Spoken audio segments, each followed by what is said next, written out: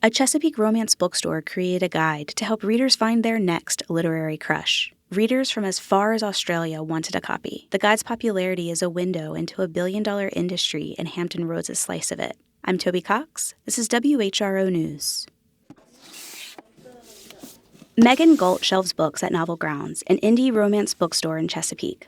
But she's not organizing them like a Barnes & Noble would. Our wall over here is our dark romance. So we have our mafia, our questionable morals. Our other side, it's got your sports, it's got your warm and fuzzies. Her store is oriented around these romance tropes, shorthands for subcategories or specific story elements that draw people in. She says the shelving method helps readers sift through options. I'm not going to throw a small-town cowboy at you if you're over here looking for whips and chains. To help readers find their next fixation, Galt put together a catalog of romance books sorted the same way as her shelves. The Novel Trope Guide features more than 800 titles organized under tropes like But Do They Have Wings? And Bodice Rippers. It's like an adult Scholastic book fair flyer, emphasis on adult. The guide highlights books written by authors of color, stories that are LGBTQ+ oriented, and titles available as audiobooks. Galt ordered 11,000 copies from the printer. I was like, surely that will be plenty. We'll have enough for events next year. Like, it'll last us 6 months. That was not a good estimation. She says requests for the guide kept rolling in. Bookstores all over the world wanted it. It exploded.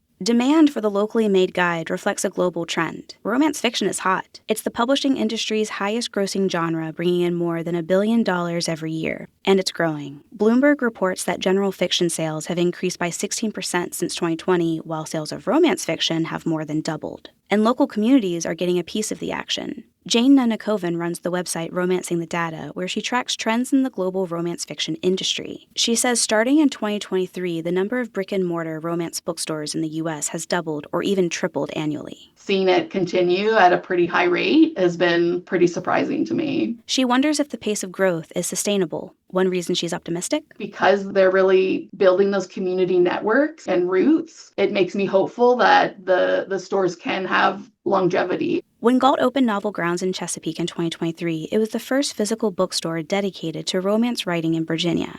Now there are 3, 2 of which are in Hampton Roads. Galt says the region loves romance. Its large military population could have something to do with it. We have a lot of people like myself who spend a lot of time without our spouses, and romance helps give you that hug that you aren't getting from somebody else. The genre's popularity isn't new. Hampton Roads romance author Janice Sun says romance has been the backbone of the publishing industry for decades, but people weren't vocal about reading it. It used to be like, oh, you're reading a romance, you're not reading a real book.